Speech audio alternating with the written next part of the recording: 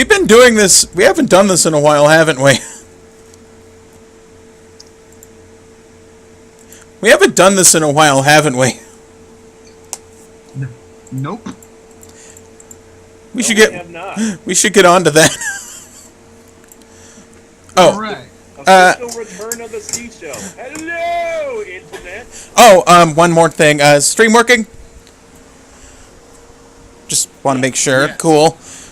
We're not that professional. Like, I just said that intro twice because I forgot I was muted to you guys. All right. Whatever. So, welcome to the C Show. I am the longest reigning C Show champion because I am the longest reigning member. So, Grub, to my left, in a seat where Mega Fighter should be, but isn't because he's an idiot, is Caxi. Or, some guy. Some guy we picked up off the street. We gave him $5. He was happy to do it. Okay. He's just homeless, eating his own shoe. I'm Allie. Come on. For some reason, I record these. And last but not least, Tan. Rocktan. Put on a red light.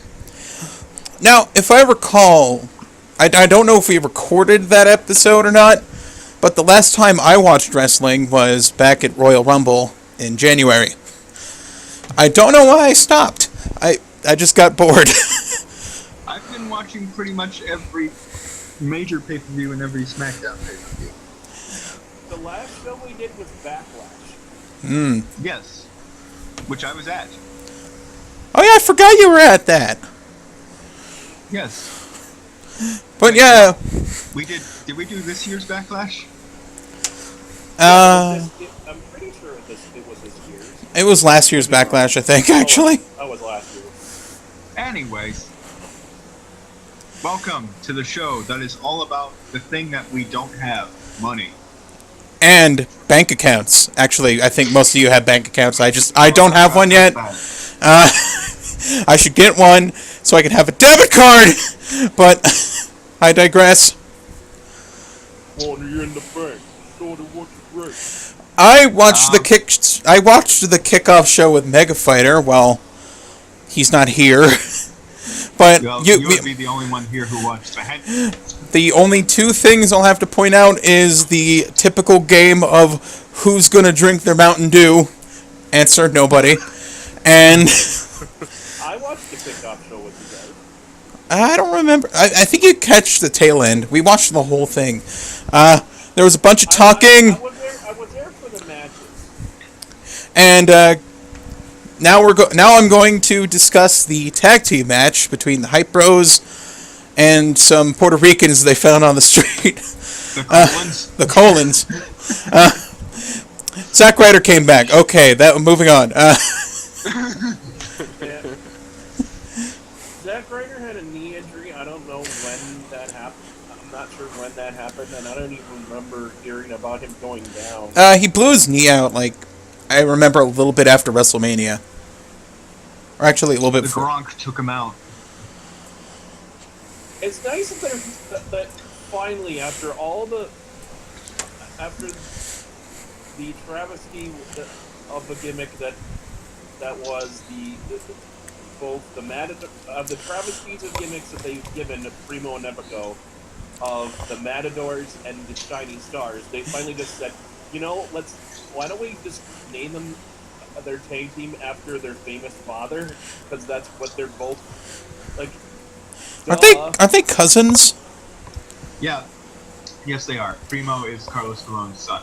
Well, famous family, I should say. Not so much father. But The first thing I'd have to point out about this pay-per-view as an overarching thing is you can really tell they only had 5 matches ready.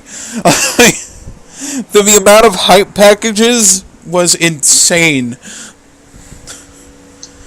speaking of that, let's roll right into the actual show with Hang the on a women's second. I just want to mention one thing.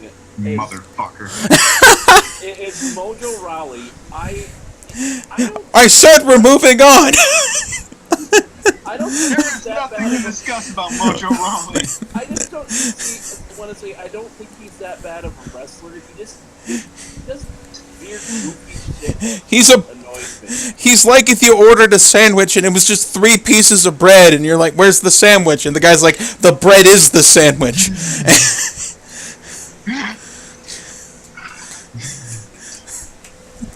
Moving on to the main show because someone fucked up my segue. The women's Zach, Money in the where do you Bank go here? ladder match. The women's Money in the Bank ladder match. We're gonna see an overarching theme to this show. Let's see if you can guess what it is. But in the middle of Natalia's ring entrance, they play the hype package for this match, which is fucking weird. I forgot they played like a 5-minute hype package during their entrance, and it just cut back to everyone waiting for like the last competitor to come out. Cut back to Natalia with her music still playing, so she must have been in the ring doing gymnastics or air guitar or some shit for 5 minutes. Fuck it, if that was the case, what Natalia should have did is during her entrance, during the hype package, she should have got a ladder, climbed up, got the briefcase, come back down. As soon as the hype package is over, she wins. Good job. No. Considering the finish of this match, which we'll get to, it would have been just as shit. It would have been possibly just as shitty, maybe not. I had this problem with this match that it felt like I wasn't sure if they were kind of holding back a little bit or if they just didn't want to like steal the show from like the other Money in the Bank match. That was what Mega Fighter figured is that it was they didn't want to steal the thunder of the other matches, and it was also because of how early in the show they did it. They didn't want to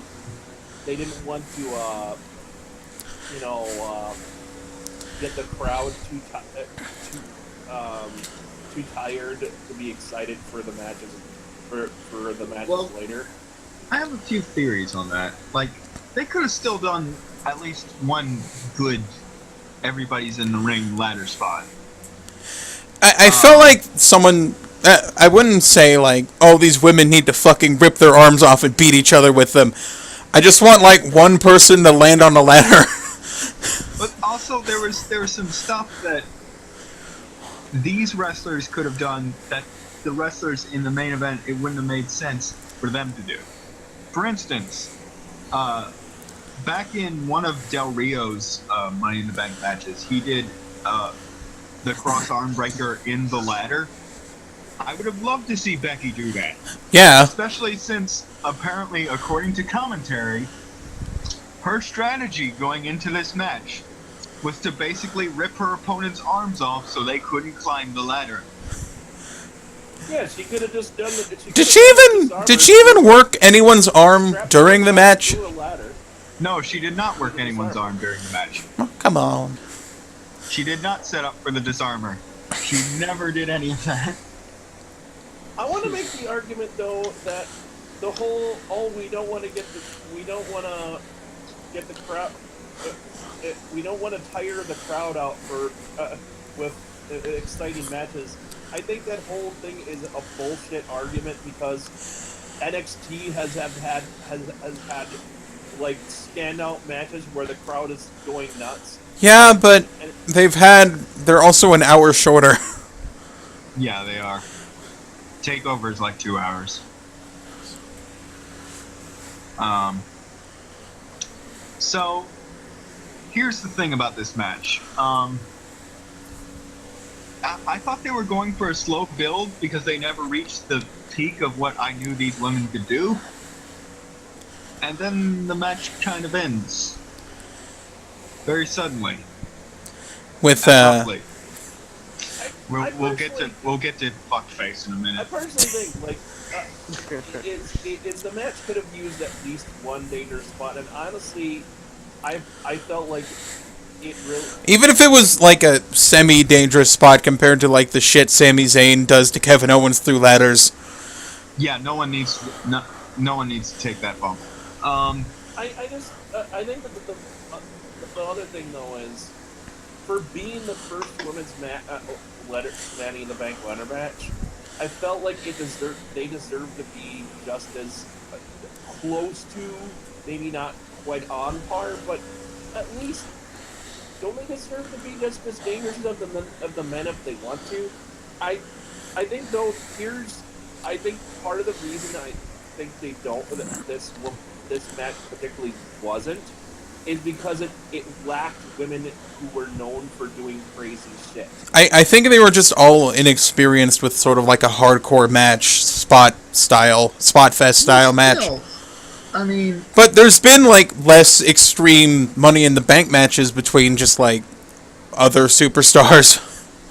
there is no preparation for falling off the ladder. No one teaches you how to take a bump off the ladder, and there's probably no correct way to do it.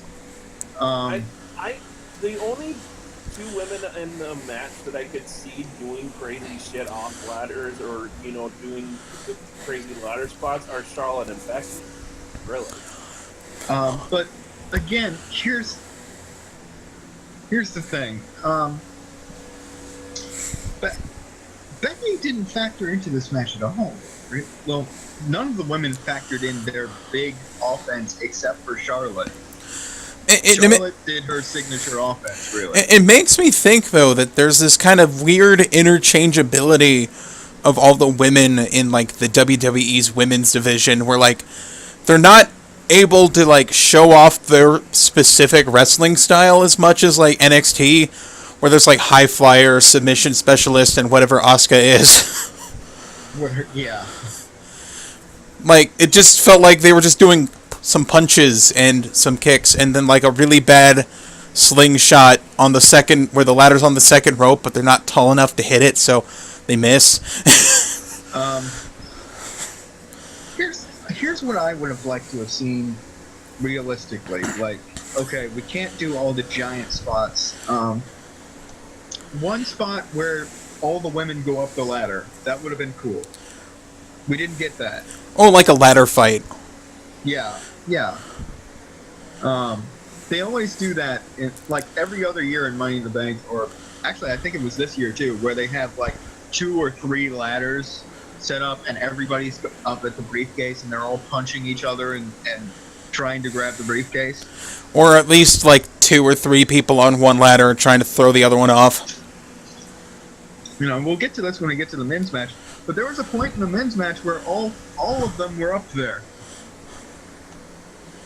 Except for one, but we'll get to that. Yeah, we'll get to that. All 5 of 6. That's the other thing. There was apparently a tease about a 6th person that was going to be in this match, and that never happened. No. That would have been nice.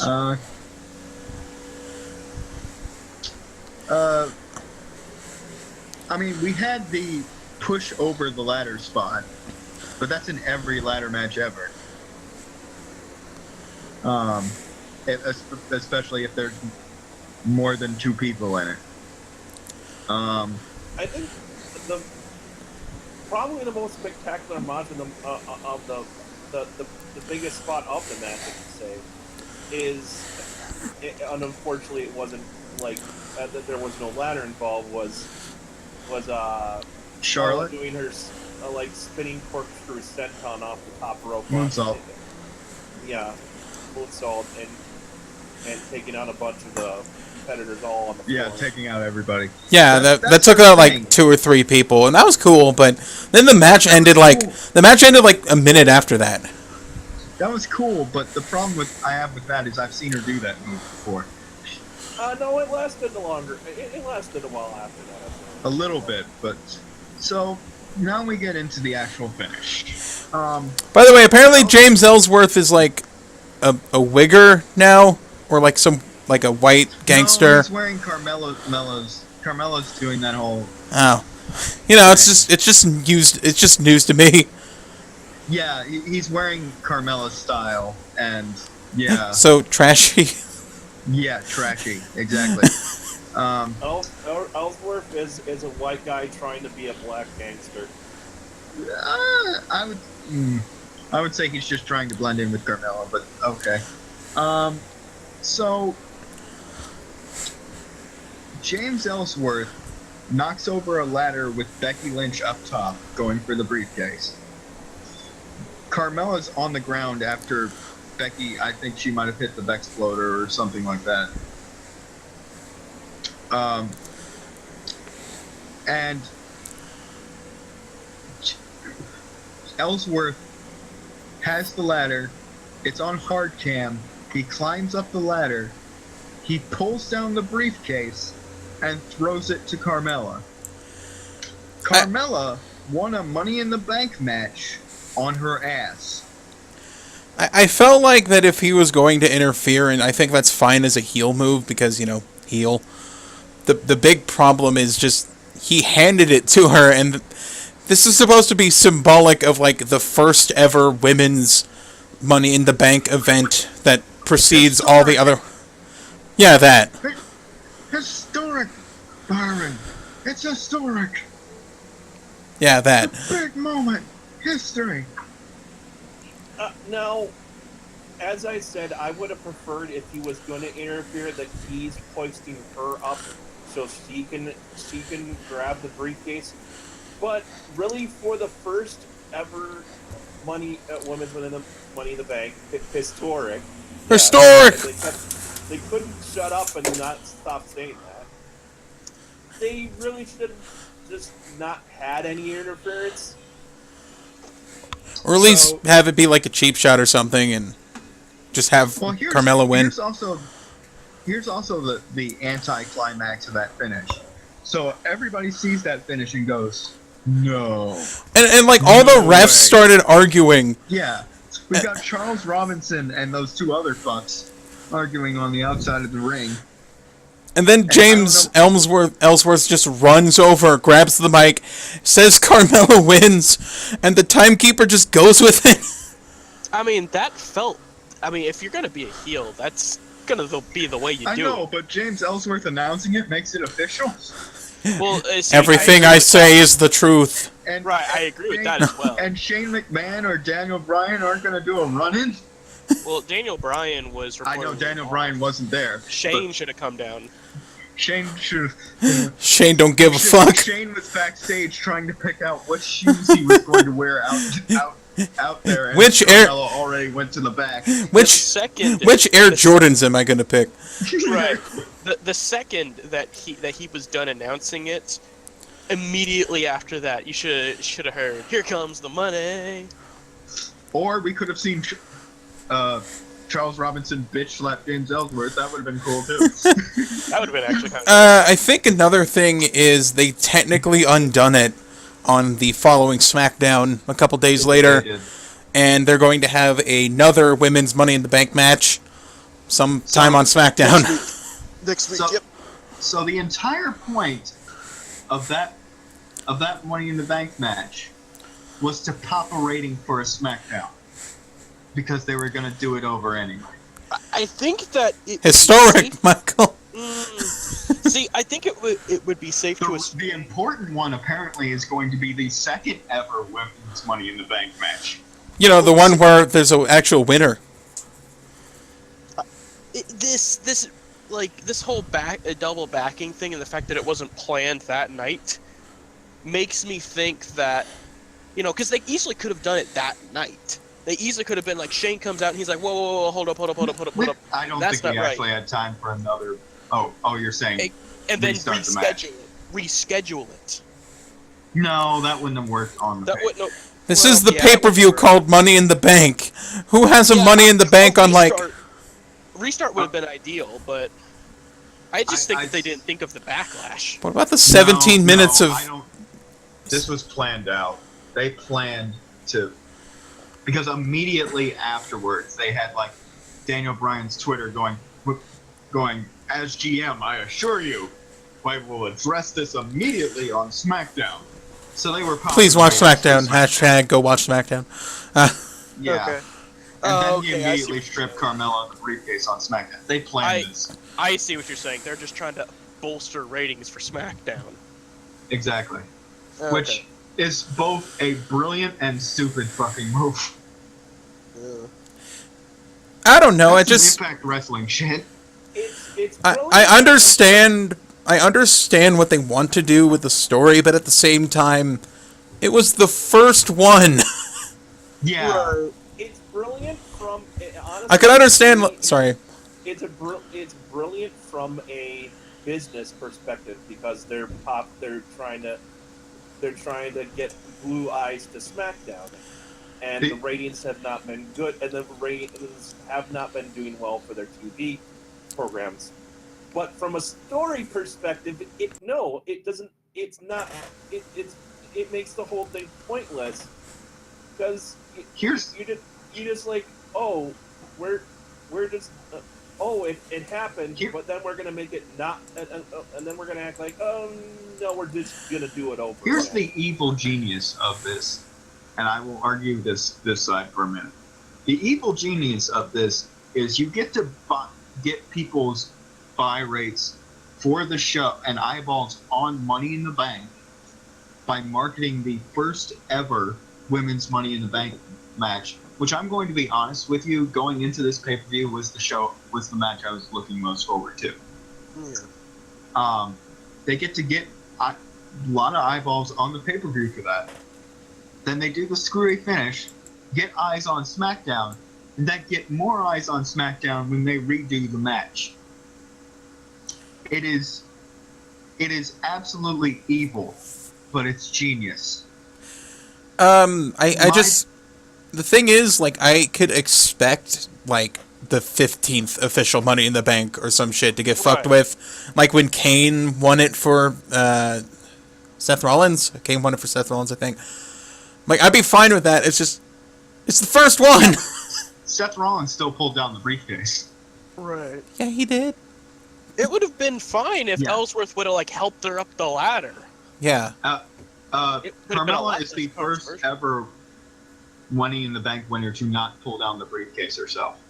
I want to congratulate James Ellsworth for being the first man to win a women's Money in the Bank match. Also, can you imagine what would have happened if in the very first Money in the Bank match, Edge had Lita come out and hand him the briefcase? I'll admit I would have liked Edge for that, but that's just because I like Edge. Yeah, but Edge kind of would have fit with Lita. it would. But then you would have had someone have to do a fucking bump on Lita.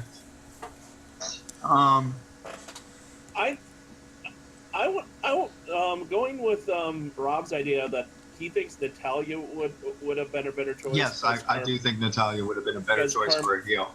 Because Winning Carmella, briefcase. yeah, I will agree, doesn't seem to really have a lot of experience, and she needs time to gel more as a character and as a wrestler.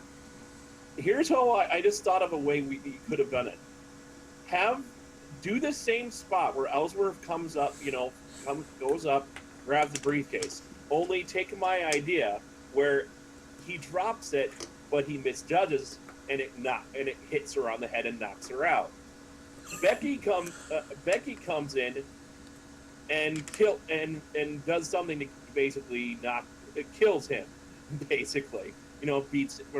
Beats him Which up. is the spot every fan wants to see. They've been building up Becky beating the shit out of James Ellsworth for a while. Yeah. Natalia comes in, gets rid of Becky, And just then, grabs the briefcase. and climbs up and then goes for the briefcase and wins. Yes. Well, the briefcase is on the ground at that point. Yeah. Oh yeah, you could. Right. They just scramble for it. That would have been that. Okay, that would have made Carmella look awful though if James Ellsworth just beamed her in the head with the fucking briefcase. Well, it would help break them up, though. That would be kind of right. But yeah, so decent match, disappointing finish. Let's see if that continues. In the tag team match. Ding. Tag team champions. The tag team champions come out. Oh wait, no. Oh, actually, This is the one match where they get it right. The challengers come out first. New Day come out first, and the Day will be champions sour. come out second.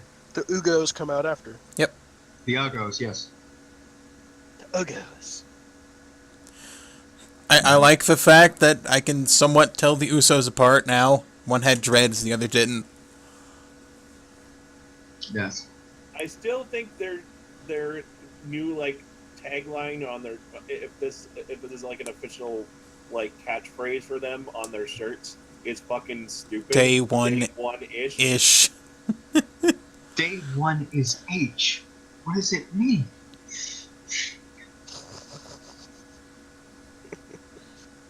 What does it mean, Roger?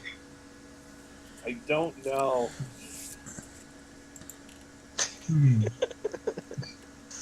It's Perhaps we It's need one- to set up a it's giant. it's one. It's day 1.5. It was day one, but we started late. We need to set up a giant board so that we can put together the clues of what day one is H means. Yes, we do. They should do a Fashion Vice episode on figuring out what the fuck day 1 is. They've been doing that. They've been doing that. It's been on the board. They've been trying to figure. That's what I'm referencing. Oh, I didn't know that they did that. That's what the Fashion Police started doing, was trying to figure out what day one is H means. I admit I haven't been following that. I thought it's not ish. It is H. No, they're misreading it as is Don't H. know. Oh, Don't okay. know. Anyways, this was a good match. Great It's a match. really good match. It had a lot of energy to it. Yeah, they worked really well Kofi- together in the ring. Kofi If did there a was fucking show trust steal- fall if into there the was- Usos. If there was a show stealer that wasn't the main event, which actually we'll get to the but I just Because we're wanna doing say this the in main chronological event order. the main event deserved to be at there for once. Is that this was the match that was like that stole the show in terms of being the second being the best match that wasn't the main event. Yeah. I loved all the little things going on in this match. At one towards the end of the match, the Usos are beating on, I think, Big E in the ring, Big E or Kofi, and just from out of nowhere you hear the trombone going, and the Usos look up and Xavier Woods is on the apron with the trombone playing and thrusting in their face, Yes. doing his pelvic thrust Oh, God. to It's distract them. wonderful. This match was And it fantastic. works. From just about every perspective. It was fantastic. It was really fast paced, and the finish would have worked well in a vacuum. Yes. Meaning we line up the card, and this is the only match on the card that. Well, okay, then it really wouldn't have worked. But this is the. If we ignore all the other matches on the card, this finish makes a lot of sense storyline wise, and makes perfect sense to be here. When you Yes. stack up the rest of the pay per view, this finish is disappointing. Well, it progressed really far into the match, I thought, before they were just like, fuck it. Yeah. Like, you think they do that early if they just didn't feel like wrestling that night? I think, the story I'm getting from this is because they waited so long, they figured, okay, we're going to lose, so fuck it, take the titles and leave. Yeah. Jimmy and Jey Uso get out of the ring in the middle of this, take the titles, and leave. And none of the New Day chases after them. That's my one big complaint. Well, I mean, None they're of the kind New of. Day goes, fuck that, we're going to bring them back in the ring. Well, the only person I think in a position to do that at that point would be Xavier Woods, and that would have been a DQ. Yeah. That's right. Yeah, he that wasn't you- in If the you match. were going to do an earlier finish, if you were going to have them like leave early, what they like you suggest, what they could do is have the New Day be on offense like for like how for pretty much the almost the entire thing, and maybe Usos get good one good bit of like That holding doesn't them make back. for a compelling match, though. No, this Well, I match just was meant, like, fantastic. I meant like if you're doing a story of, I felt like that maybe the story was like the to me was the idea of like the Usos weren't ready for this big of a fight from New Day. They weren't ready to have the New Day put up this much of a fight, and they just said, and there's like we're done. We're not. We were. We. Yeah. So, again, great match. Finish makes sense, but finish is questionable in terms of the pay-per-view. I mean, if there is a plus side, there will probably be an eventual rematch. There's definitely yes. going to be a rematch. Oh yeah, we're gonna see another month of this feud. Although I would rather the Fashion Police get a title shot, but that's just me. Here's the thing. I thought that the Didn't they already way. get a title shot though? Well, yeah, they got it. They got a yes. title shot. Yes. But they deserve another one. More And- title shots. And Well, maybe Tyler Breeze will be something different other than a janitor and a grandmother.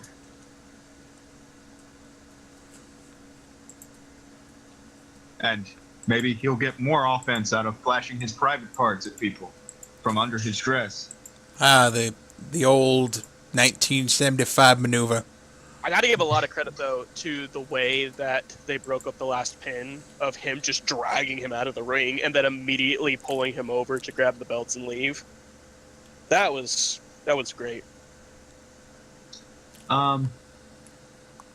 So we go directly from the tag team championship match to Naomi versus Lana for the women's championship. And the champion comes out first. This was literally a very quickly thrown together title match, and the story was that because Lana got involved with a match of Naomi and attacked her, and then Naomi says, "I want to wrestle her if it means I have to put on the title on the line to get to wrestle her. I'll do it." And then Shane was like, okay, and that's the story. From that's what I still- gather from this, it's the main story of this is we have so few women on SmackDown that we can't give a main event woman a title match because we need her in the Money in the Bank match. So we'll rush Lana in her debut match into the title picture. However, I had the worst expectations for this match. This match I definitely expected this match to be the drizzling shits. And what I got was Lana actually impressing me. She's a little She- awkward, but you can forgive She- that. She did. There was some chain wrestling in there. There were submissions. There was her punches didn't look like Shane McMahon's punches. They still weren't very good though. No, I liked this match. Fuck you. No, this match was definitely broke expectations. I just don't think it deserved being a women's title match. But, you know, they had to have something for the pay-per-view and not just, here's some women's. I can kind of forgive thought that. her punches looked awkward. I can kind of She forgive didn't it. really throw punches. She threw kicks. Yeah. She's a dancer. She kicks. I was saying her strikes didn't whiff, and they didn't. I wonder if I can find What's that the match- gif of Shane just missing shitloads of punches. Yes. I thought that the match ended in the right way though. I think that whole ending sequence was fine. You think the match ended in the right way? You think that ending sequence was good? What? Oh my Is that what god. you said? I think that ending sequence was good. You thought, okay, let's get into, because there's really not, even though I I like don't know this where, match, I don't know how you can see that, Caxi, honestly. even though I like this match, we're going to get directly. I don't have much to talk about it other than the fact that Lana. There we go. So, brilliant. So, I have to say, God, Shane. I have to say, the finish of the match comes about when Naomi is continually getting frustrated through this match that she is not beating the shit out of Lana. She is not squashing her. And by the way, Lana, nice outfit. Oh god.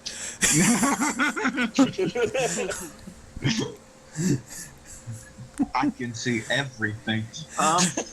No, I'll just tell Rusev about that. No! Next thing you'll hear from me, there will be a tank driving through my house. He is looking for a hood ornament. So, we suddenly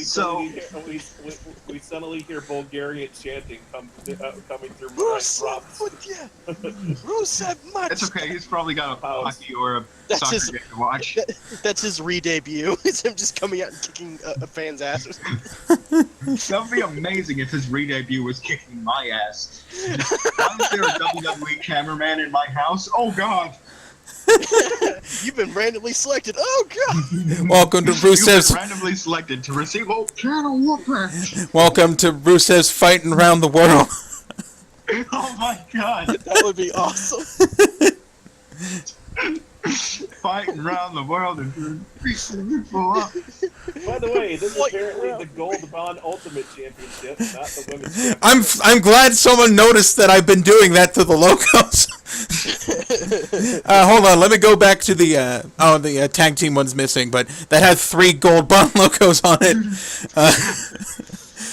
Yeah. That's Gotta good give episode. Shaq his money. Yeah. I'll tell you. So the finish of this match is Naomi is getting repeatedly frustrated with Lana, and as Lana is laying in her offense, Carmella's music hits. She comes out with the briefcase and with Ellsworth. Lana is just watching her and yelling at her. Carmella goes to stand next to the timekeeper, goes to hand the ref the briefcase, then says, "Nah." I thought that, like, with how long she got distracted, she would have got, like, flash rolled up by Lana or something, but they didn't. No, here's how that finish goes. You would think Naomi would win off the distraction at this point. But no, the distraction happens. Nothing happens in the ring while the distraction is happening. Then Carmella goes to leave. And then Naomi puts Lana in her submission and wins. I think that the thing The was that distraction did nothing. the distraction gave Naomi time to recover because she was getting laid out. In that Yeah, but last that's not how distractions work in wrestling. You have to see immediate results. Like, it would have been better if Lana turned around and Naomi was standing up and kicked her in the head and then moved into the submission. That would have been work. That would have worked. But instead, it's just, surprise, now I tap you out. Okay, you thought the execution in ring was sloppy.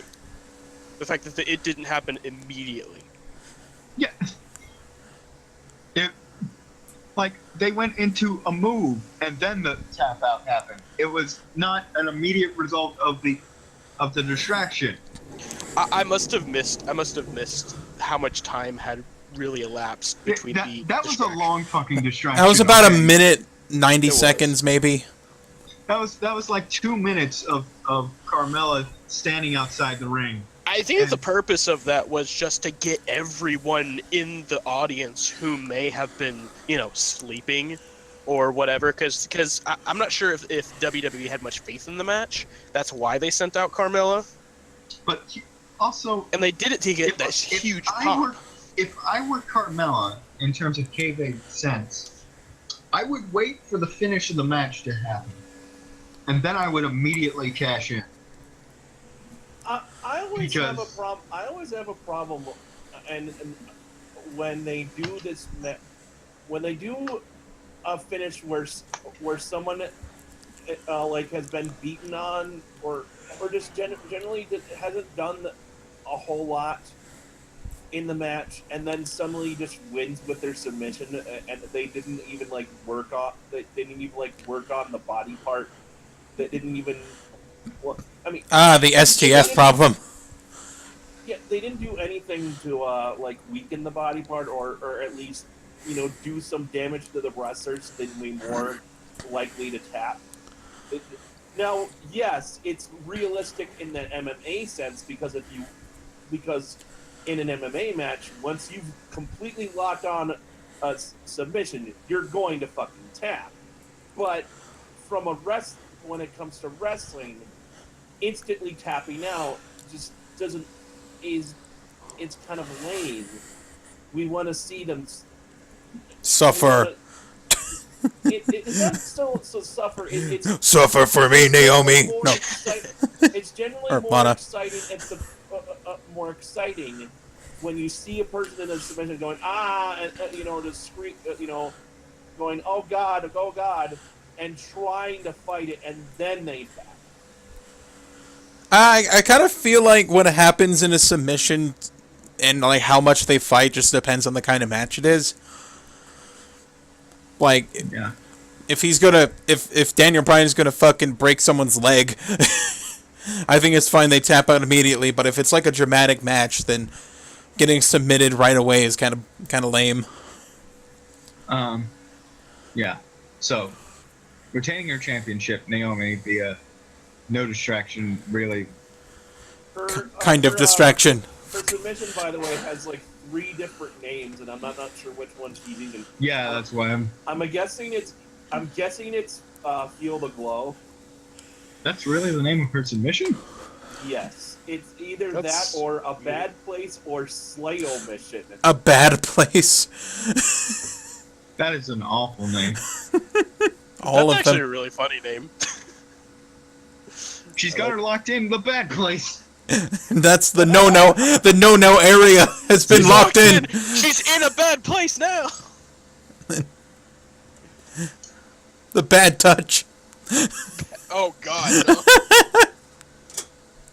Oh my god, that'd be the I want you smothered, I want you covered like my Waffle House hash browns. that'd be the worst submission name ever. That'd be the type of name they give to a submission in the Attitude Era. It was a Ooh. story. So, Fuck you, CBS Sports. I just want to take a moment in the stream to say, fuck pre-roll aheads, and fuck you, and fuck CBS. yes.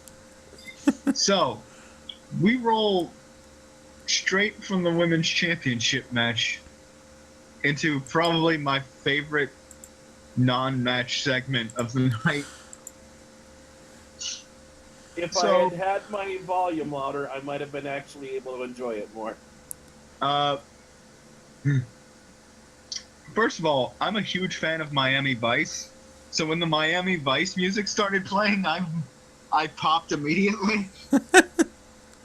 Yeah. I Because- only I watched Miami Vice when I was so young because my brother would watch it that I only vaguely remember it. Really, all I remember from that show was the theme song. I don't actually remember the. Though it had a dope fucking soundtrack. And sweet suits. So my brother did actually have like I think the theme and some of the soundtrack. And that Family Guy episode where Peter's feeding people in Miami Vice like beans or something. but we cue the Miami Vice soundtrack, and I think I think they might have had a lawn flamingo ornament, which is hilarious because in the ending of Miami Vice, they show a bunch of flamingos running. Actually, 'cause that's part of the intro. I'm pretty sure if I remember correctly. Intro, outro, pretty much the same. then we get such great things as because Miami Vice took place in the 80s, they're doing 80s shit. Like Fashion Fandango Vice has a- Gold Bond Ultimate. Fandango has a giant cell phone which is labeled property of Paul E. Then apparently Fandango and Tyler Breeze were attacked, or Tyler Breeze was attacked a couple weeks ago, and they're trying to figure out who attacked them. And Fandango holds out a paper, recently received a fax that clearly reads, "Answer the door." But since he's holding it out to Tyler Breeze, he can't decipher it because he's reading it upside down. Tyler Breeze goes to the door, gets a VHS tape. He says, "It's a VHS tape." And Fandango asks, "Coliseum?" No one got that joke? No. Coliseum Video used to be the ones that had all the WWF stuff. Ah, okay. Tyler Breeze says, "I don't think so." Then they go and put it in the TV, and some figures in shadows say, "We attacked you, and if you want to find out who we are, you go to the ring." So, Yeah. Breezango will have a match against the mysterious attackers. It looked like Gallows and Anderson from the silhouette. I don't know why. I personally would have We have liked no it hair. to be the debut of the Authors of Pain from NXT. That would have been awesome. They're not through with their run in NXT. Yeah. It would have been a better choice than what we ended up getting, given how Considering what they probably wanted the outcome to be, no, I don't want to see Authors of Pain in that spot. No, I meant like yeah, I get you, but I just would have. I don't think that. Authors of Pain coming out to kill the Breezango. So that was awesome. Also, Fandango styled his hair to be more kind of like Don Johnson in Miami Vice. No, I'm surprised they got the rights to the The Miami theme music, Vice music. I was too. That's why I popped so hard for it. I was like, they got the rights to the theme music? Yeah. They should play that for their entrance. I was saying that when they came out, they still had the same combination entrance music of the combination of Tyler Breeze's. Well, if they have the rights Tyler Breeze's. they have the rights to that scene being perfect permanently, though.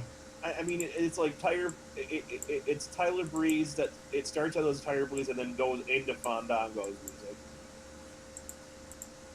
So after that, we get a debut of Miz and Maurice Jr. Wait, no.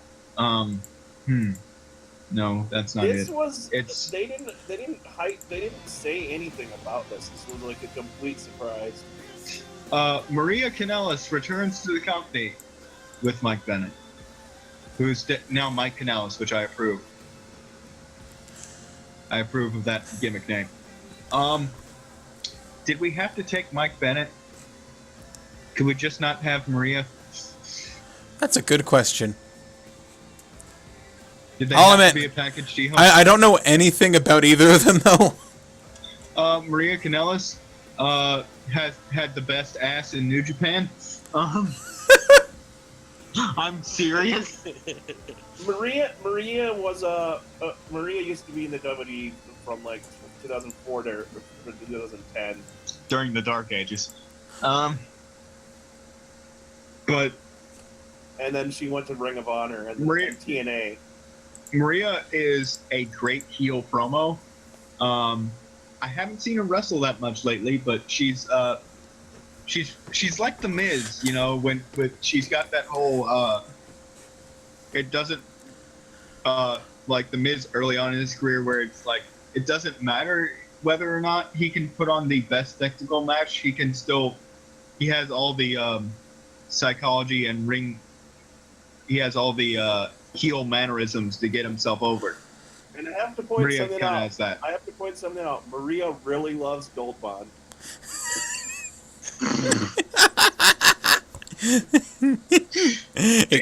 It's a gift that keeps on giving. Damn it, Allie, get that off her face.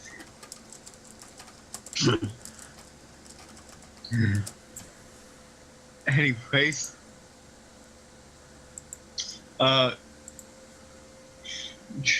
is this what you meant when you said you had to fix the images? Yes. Damn it.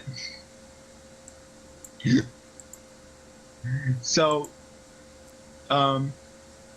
they came out to this awesome 80s.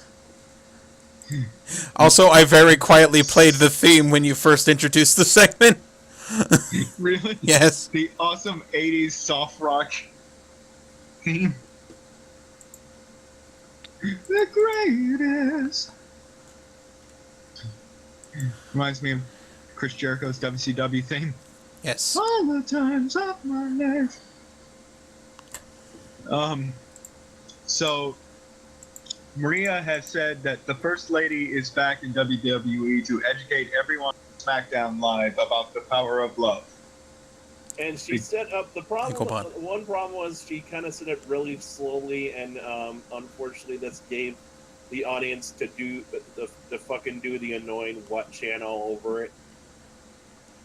I didn't hear that, but Oh, they did. They were definitely doing the what chant during this. I really this didn't care. I segment. was staring at Maria.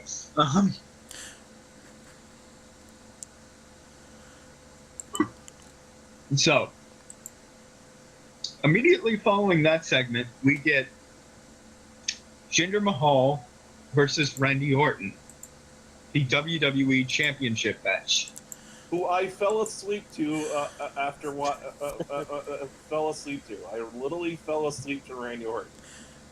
Can I just point out the fucking sheer length of this match? It's 22 minutes. And like 50% of it is Jinder working Randy Orton's leg. I'm gonna be honest with you. As someone who has said detrimental things about Jinder Mahal as champion, I was okay with this match. I liked it. I think most of that 22 minutes, Allie, is the entrance. Because here's what happened. First, we introduced all of the legends at ringside. His dad, some other guys. Bob Orton Sr. Also, we've Roxanne got- pointed out most of them aren't from where they currently are. Where were they? St. Louis? They were in St. They were in Louis. St. Louis, and they announced them as St. Louis legends. And they had Ric And- Flair and there. Several of them are from Minnesota. Fuckhead. So we have I forget who's the guy who does the claw. Baron Raschke. Baron Baron Raschke. Raschke, thank you. And We have Baron Raschke, we Slaughter, Bob Orton, Cowboy Bob Orton, Ric Flair. Well, at least, yeah, maybe not all of them, but at least one major Minnesotan legend. And who was that? And I'm trying to remember.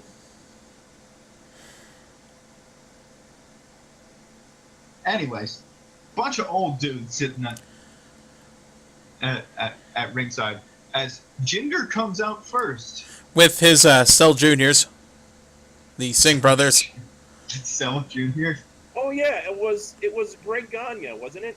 Oh, Greg Gagne, yes. Yeah, Because Vern. Vern died. But Speaking of Greg Gagne, my dad lives. Well, I should say, yeah. I lived, and my dad still lives, like down the street. I'm guessing he doesn't still live there anymore. But when I was a kid, not joking, just down the street, and we lived You live just down the street from Greg Gagne? Yeah, he would. We had like it's like one of those like community type those, Gated community? not a gated community, but Gated community. one of those like, yeah, housing community kind of places. I don't know how else to describe it. Not gated, but he lived in one of the more opulent houses there, and we actually got his autograph. And then he moved away because he was tired of your shit. For some reason, though, as kids, we didn't. I think it was because we were so young, we didn't understand what we had. We proceeded to deface the shit out of his fucking picture that we like poked his eyes out with, and just we put shit tons of holes all over it with thumbtacks, and just like Vince did to the Kanye's. So Jinder comes out first to hit for his world title defense, and Randy Orton comes out second, the hometown babyface.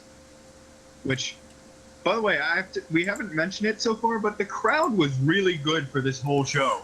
Yeah, they were fucking loud. I just want to point out something that Booker said in the pre-show. Is Oh, that, boy. like, Booker... You look jacked, Randy. He may have... it doesn't matter how you win win the championship. He won the championship, and now he can put his name next to all the greats. I'm like, no, I'm sorry. Just because you win a championship doesn't automatically put your name next to the great people actually who it have does. won the championship. It doesn't work like that. Actually, it does. You're in the list of champions. That's how it works. You're in the list of people who won the championship, but that doesn't make you automatically great. I'm sorry. Just no. Then what's the point of the title? Anyways, so I actually really liked this match, even though I was doing paperwork during parts of it. We start off this match with Randy Orton beating the ever-loving fuck out of Jinder Mahal. It's like some great stuff with excuse me. There was some good stuff in there with Jinder doing psychology, and he's on SmackDown, so he's gonna work the legs. Oh yeah. Everyone has to work the legs. Even Becky Lynch, she has to work the legs before she puts on the disarmer. So the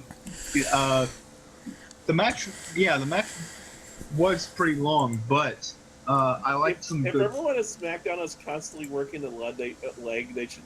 Why isn't the commentary? Why do they just constantly the commentary mention Owen Hart? I suppose maybe the Owen commentary can't get away with it. I kicked your leg out of your leg. Yes, they need. Come on. I gotta say, from an objective standpoint, Jinder needs a new finisher. Yes. His sucks. Yes, It's like a Cobra Clutch into like an Uranagi. And it's really soft. But SAWFT. Trust nobody, ain't not even yourself. so things heated up where the Sings interfered. Randy Orton told Mike Chioda, "Don't disqualify Jinder." And then the Sings started beating. The Sings got themselves ejected, and as they were leaving, they decided to go back and pick a fight with the Legends. Which, I'm sorry, why are Ric Flair and Sergeant Slaughter standing there doing nothing? I'm willing to bet they could beat the fuck out of the Sings. Yeah. My thought is like, they're not.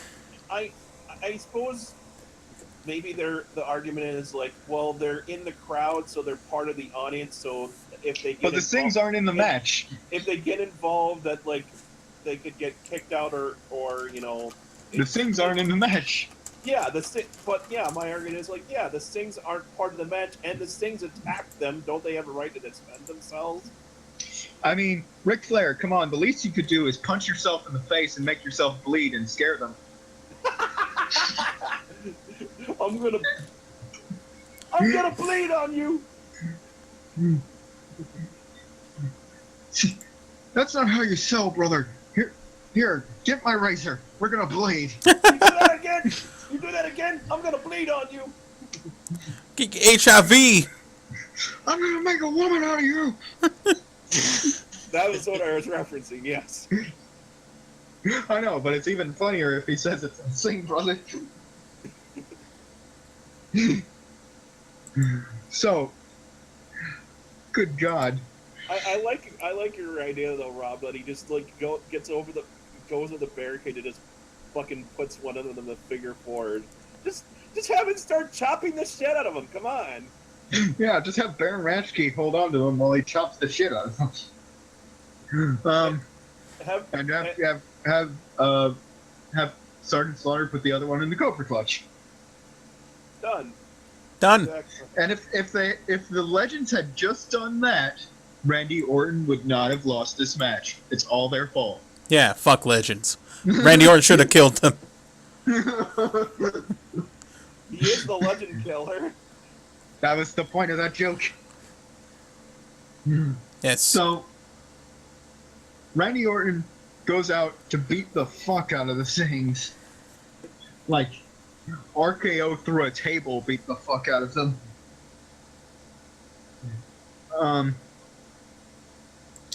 And then he goes back in the ring, and then Jinder hits his finisher and wins. That's how you do a distraction finish, Caxi. I see. Apparently, his finisher is called Kalas. What? Yeah. It's an Indian word. The fuck is? It's Indian word. He's from India, except he's from Hindi. Canada. Actually, it's a Hindi word. The language is called Hindi. Yeah. Oh, and they keep calling him the Maharaja. Of, like, Yes, the modern day Maharaja is his nickname. Yes. That means the Super King. Or the Big King. Yes. The Burger King. The Burger King. The Burger King. I demand all your whoppers. Wait, no, he's Hindu. He can't do that. No. Give That's me not all of kosher. your chicken sandwiches. There we go. That's better. Plus, I will take all of this beef and throw it away. Because it's a waste. Boo. Boo. No, winner and still your Gold Bond Ultimate Champion, Jinder Mahal. Oh, the Gold Bond logo's just gonna get bigger. You don't know that. You gotta find out. So, And still, to this day, I will not get over, and I don't think either Rob, is the fact that Jinder won the championship in the fucking first place. A guy who's had exactly, like, what, 4 wins before he ever... more than before that, they but ever yeah, pushed into it the fucking was- title.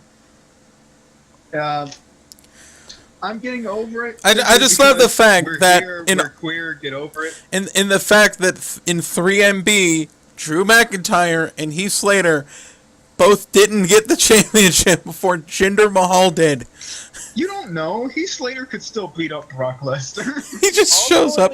in the intervening time when Jinder was gone and then came back, he did at least one of 2 things.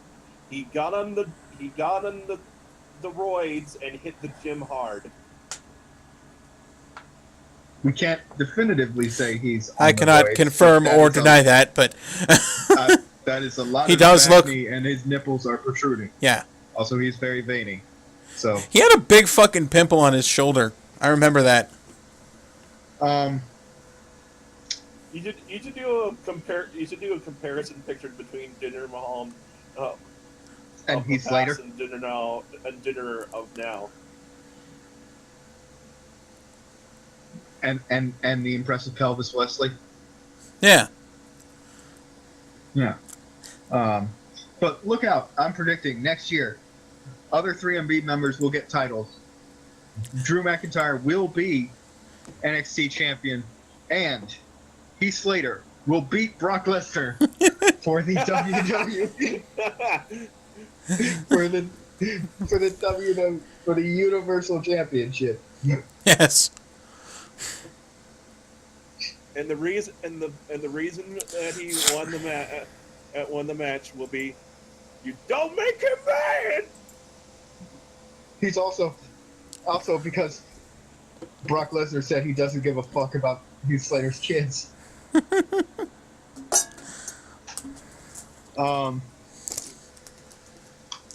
After that, Give a shit about your kids. after that, we go to Breezango, Find out aka the who Fashion Police. the mystery opponents for Breezango is, and it's the The Ascension.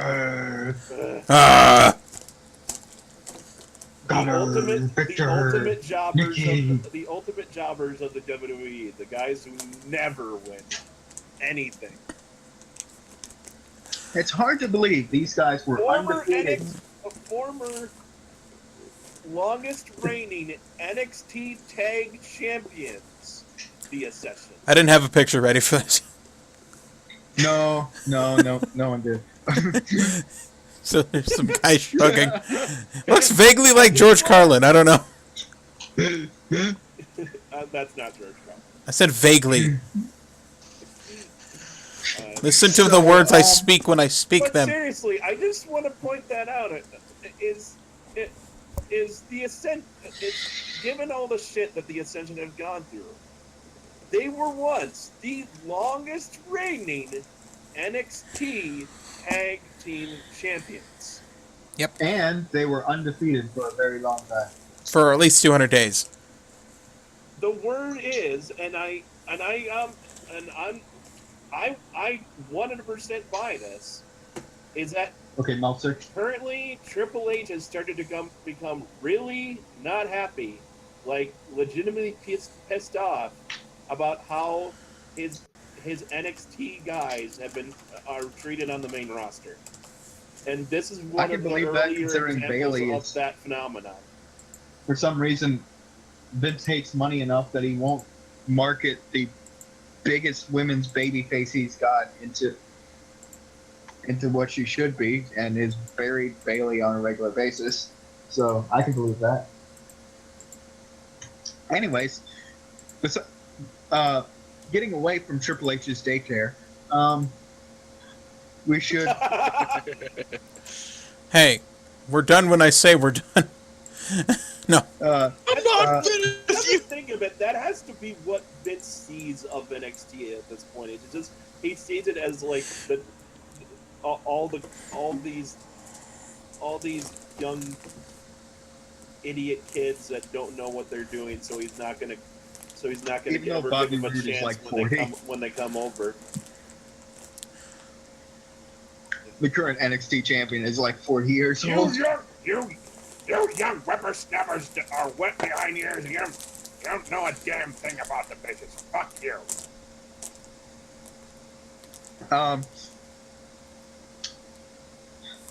Jeez. There's nothing to say about this match. Breezango win. It's a nothing match. It just sucks because I feel like if they were a legitimate tag team, we'd have a lot more variety in our tag team matches. It ended on a roll-up finish, and the Ascension, of course, had to look completely shocked. Ascension! Even that at this point, like I wish it, instead of looking so shocked, they just look complete. Realistically, they should look completely dejected, like just fucking so goddamn depressed. Like, I don't know why they just don't look at like that at the. I'm gonna all the go home time. and cry They- myself to sleep. Depression! The pressure. It's like Connor, Victor, let's watch It's like- movies. they should look.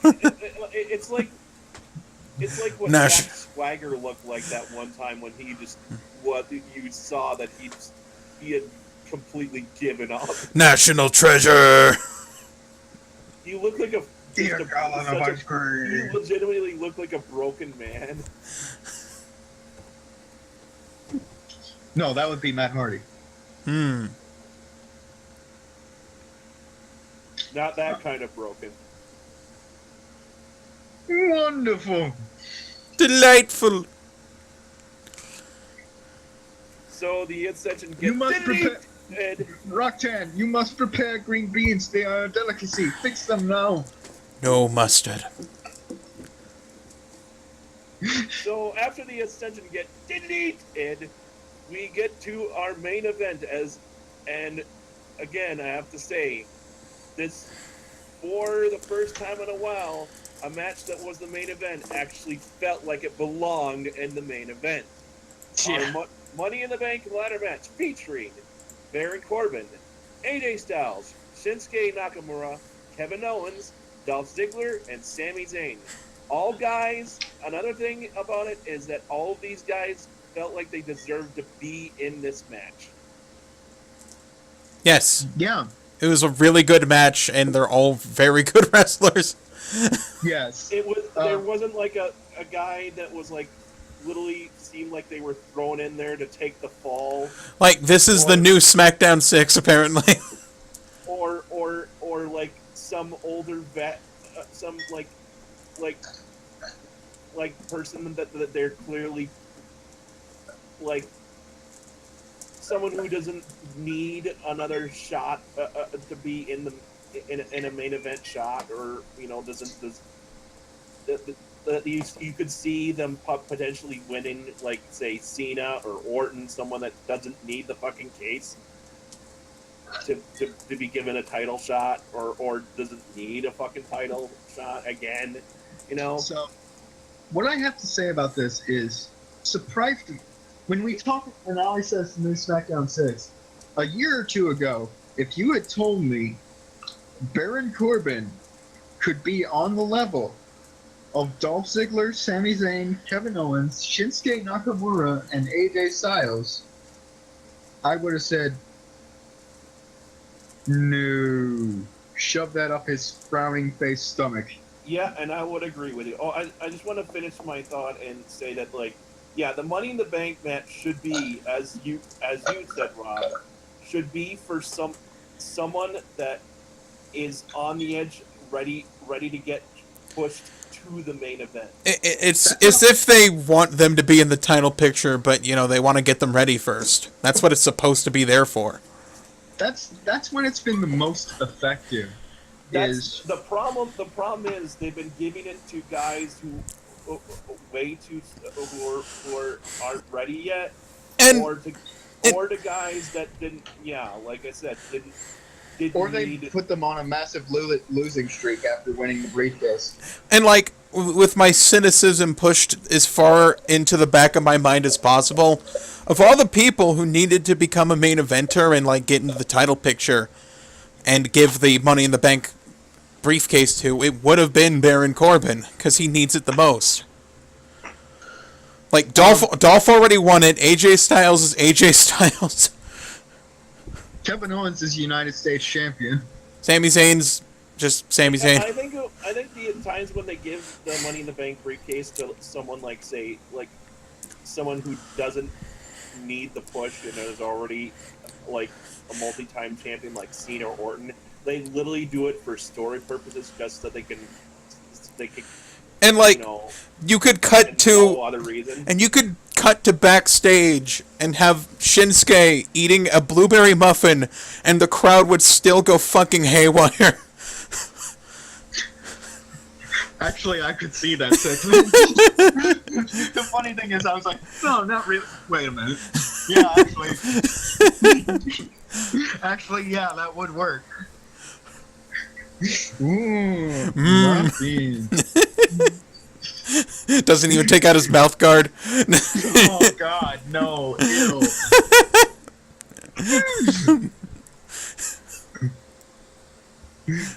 No, I'm just imagining Shinsuke doing his regular gyrations to eating a blueberry muffin. And I'm Yes. thinking that would work. Yeah. So yeah, that's the match.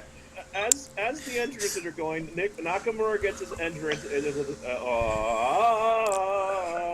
then Corbin beat me up. It makes me wonder if he should have his entrance with the lights on from now on. Corbin pulls the ultimate heel move of depriving the audience of Nakamura's entrance. Hits him with a tiny ladder. He beats him with a tiny ladder and a camera. Corbin made the audience hit the wrong note in his entrance for his entrance. Basically.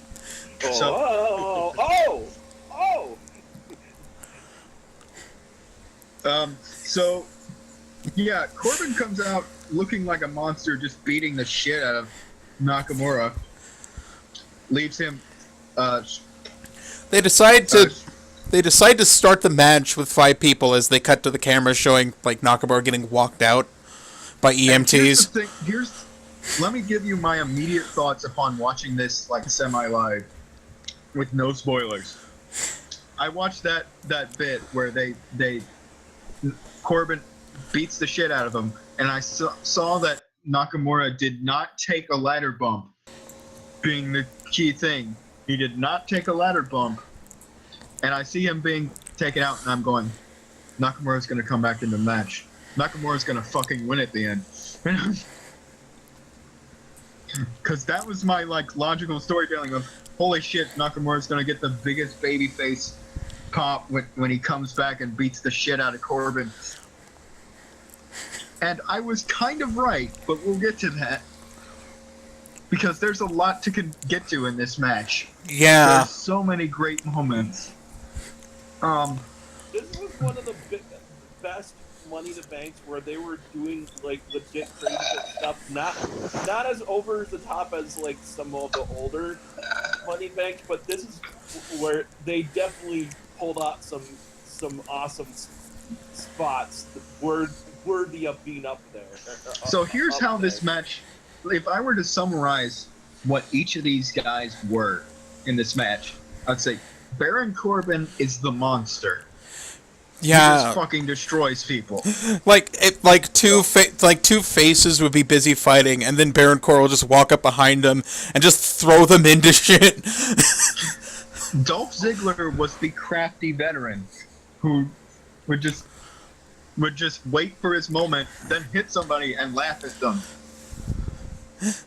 Like the time where he zigzagged some, I think it was Shinsuke or Sammy off as they were climbing the ladder, and then he immediately got this big smug smile on his face. I just want to say that Baron Corbin did a deep 6 on the outside. I wish that it was his finisher, because he has 2 great moves. It's not fair. Yeah. His signature should be a finisher, and his finisher should also be a finisher. Like, people should actually go down to the deep 6. But Like, it's a great move. I love the deep 6 so much. the end of days is also fucking great. I think the problem with the end of days is I don't think he could have done it to larger people. Yeah. So I think they gave him that as sort of like this is a move you can do. Because Baron If fucking he does has it to, someone really big, like, Baron has to, fucking great. Baron has to fucking deadlift them with one arm. Like, If he does that to fucking Braun Strowman, I would fucking pop. Oh my god. And But then to Braun Strowman immediately gets up. I'm not finished with you. Oh, hold on. just a second Braun Strowman just attacks. Kevin Owens and Sami Zayn during this match were constantly trying to win, only to fuck each other over. It was just like they were too busy murdering each other to actually win anything. Yeah. And AJ Styles was just the best wrestler in the world. That fucking spot where, like, Dolph takes the ladder out from under him, and AJ's just hanging like 20 feet in midair, trying to get the briefcase off. I thought he was gonna It's like- die. It's like, well, even if you do get the briefcase, AJ, you're gonna die. I That loved and how he the, was uh, pulling himself back up the chain too, trying to unclip it. That was such a fun scene. That and I loved how he kept doing the phenomenal forearms from like the every fucking angle from like multiple angles. Yeah. to the outside, over the ropes, fucking on the ladder. But just to show you like how great the characters are in this, the character work is in this match. Like within minutes of the match starting, Dolph Ziggler starts being a ring general with the heels, and he goes, I don't know who they have on the outside of the ring. Might be Sami Zayn or It was AJ. I think it was Sammy. Yeah, I think it was Sammy. So he has one end of the ladder, and he hands Baron the other end of the ladder. Like, let's get him, yeah! And he and Baron hit Sami Zayn with the ladder, and he says, "That's how you do it, high five!" And then Baron And then Corbin he- just destroys him.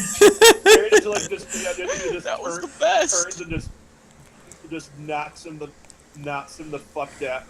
Basically, practically knocks him the fuck out with a hard It's like- drive. It's like, here's a Fuck you, reminder. too. It's like, here's a reminder. I'm the lone wolf.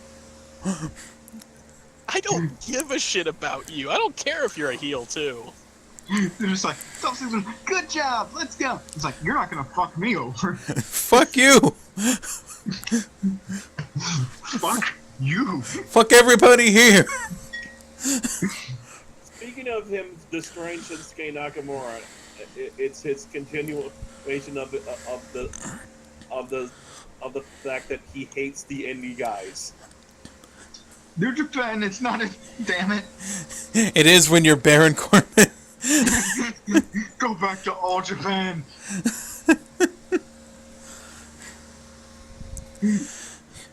Yeah, but around halfway. Go back to Florida Championship Wrestling.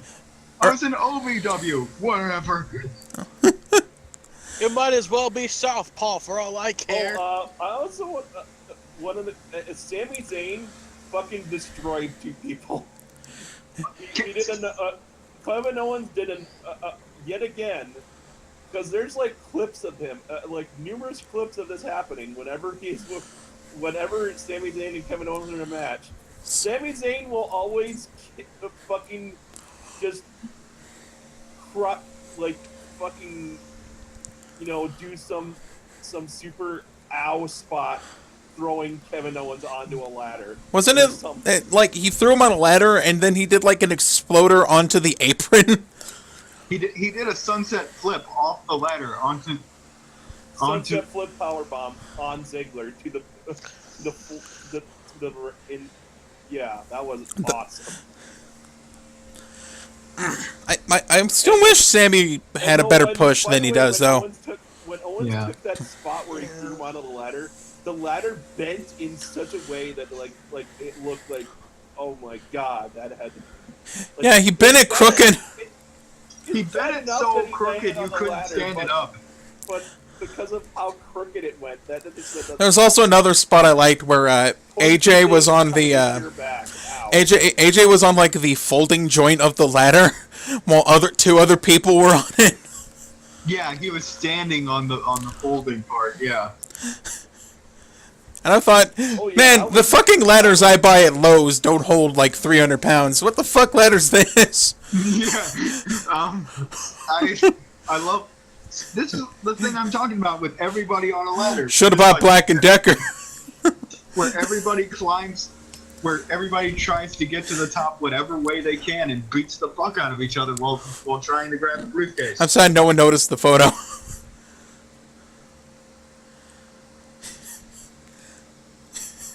Shinsuke doesn't need gold bond. No, he doesn't. So after a Look lot at of you, a lot Shaq. of great action, Baron Nakamura. Corbin has cleared the ring. Baron Yeah, Corbin has destroyed everybody, and he's about to climb the ladder when Shinsuke's music hits. But that does bring the one logical question, that the one plot hole in this match. Why doesn't Baron just climb the ladder and win? Hey, music is the most distracting thing in WWE. I know, but Shinsuke is making his slow entrance, And he's all like, haggard. holding his jaw and holding his arm, and just like going, "I'ma fuck you up when I get there." But So, I suppose my... it's What? like the idea. Probably the story is like when something like that happens, when someone you just completely beat the shit out of gets up and starts walking back to you, you're just like, come the fuck on, man! What the fuck is this shit? How is he still going? What the fuck, man? So, Shinsuke makes it back to the ring, and he pretty much Baron doesn't... throws a ladder at him. Baron throws a ladder at him. And then the best way I could describe what happens next is it was like Oprah giving away cars if Shinsuke was Oprah and the cars were all kicks in the face. Kinshasa. Kinshasa for everyone. He was saving up finishers. I was like, And you get a Kinshasa, and you get a Kinshasa. I didn't think he was gonna Kinshasa everybody. Yeah, but he did. He hacked into W. He somehow got video game loggage, hacked into WWE, and got infinite finishers. You would think after the fifth guy would just decide, maybe I shouldn't get up. Just because what would happen is, like, he Kinshasa Baron Corbin. Kevin Owens gets up and into the ring. Kinshasa to Kevin Owens. Dolph Ziggler gets 2 Kinshasas. Yes. I thought. Wait, Yeah, he who got did. 2 Kinshasas? Was it? It was Ziggler or Dolph. Kevin? Okay. And then AJ Styles, they gets Kinshasa outside, and then they have a showdown. Then they tease what has to be a future WrestleMania match. Best part, one of the coolest parts of the whole match is this. The So the we showdown do and fight between fucking AJ Styles and Shinsuke Nakamura. We do a close. The way they frame. For once, I'm going to give points to Kevin Gunn, because the way they framed this was brilliant. We have a dramatic close-up of Shinsuke as he set up the ladder in the center of the ring, and then he stops. And no, It cuts. I think the thing I liked is he was having trouble getting the ladder actually set up, and then it just sets itself up off frame, and then it just cuts to the other side, and AJ Styles is fucking leering at him. Yeah, I just love the dramatic reveal. AJ standing right there, and they're just look at each other. I'm just like, And then they quietly move the ladder out of the way. yeah, they move the ladder out of the way, and then they both stare at each other like, "I'ma whoop your ass." And then you hear like a Mortal Kombat announcer about to go, like, round 1.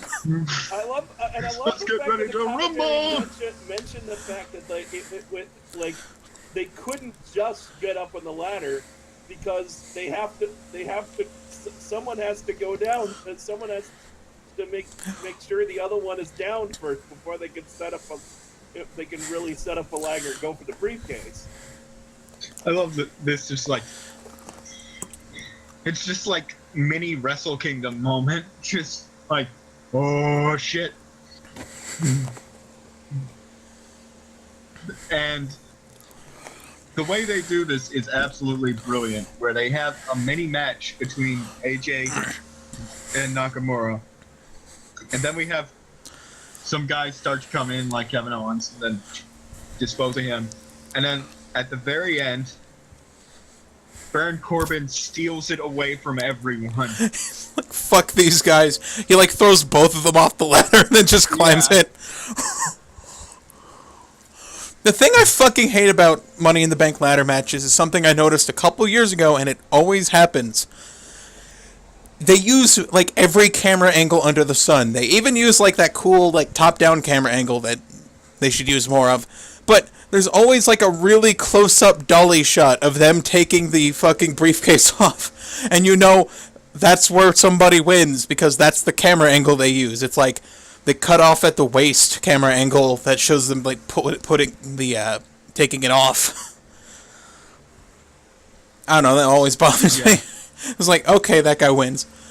And that reminds me of Jack Swagger doing it, and it cuts to him trying to take it off, and he can't fucking do it. Come on, get the fuck up. I'm supposed to win. I fucking can't get this The only thing there, off the there actually hook. there Fucking actually goodness. is one Somebody help me! Oh, I got it. I'm There is- scared. there is one Money in the Bank where they don't do that angle. The one where John Cena won and he broke it off the hook. And then he's like, "Oh, sweet, I won! Yay!" But yeah, that match was just a half hour of like excitement, and I nearly passed out when I was done because it was like 11 p.m. It was exciting. He says while yawning.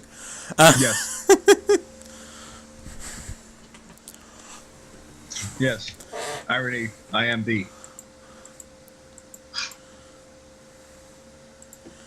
Although somewhat of a lot of people were saying that Shinsuke should have won this, I'm fine with Baron winning because hopefully this means a feud with him and with Corbin against Nakamura, which I would be all for. Yeah. There's so much they could do with that.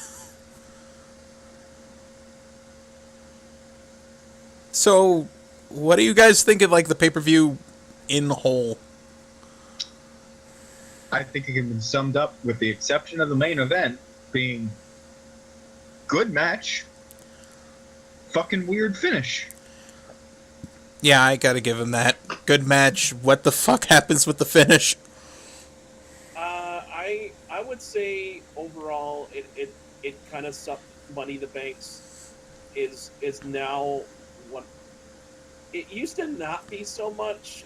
I mean, when they first made it its own pay-per-view, but now it's become kind of thrown into the mix of all the other pay-per-views they have, and it just becomes filler. A little bit. They have a lot of pay-per-views they need to do. They have fucking way too goddamn many. I think it's like 16 a year now. We're like, it's every 3 weeks. And we got It's ridiculous. big flamey balls coming up. And, Don't remind me, please. uh-huh. Flaming testicles. Fuck you. That's weird out of context. I think that wraps it up. Who's it feels so Vince to call like that they think that he's getting so old and senile in his old age. Great Balls of Fire. It's a great fucking name. It's so cool. I don't care if it's not original. No. I love that song. Great Balls of Fire. Great Balls of Fire. Yeah, yeah. It has balls in it. That's why I like it. And that's why I like Gold Bond, because it keeps my balls cool. We can make tons of ball jokes and get away with it. Something like that. Should we do like an outro? Fuck it. Fuck it.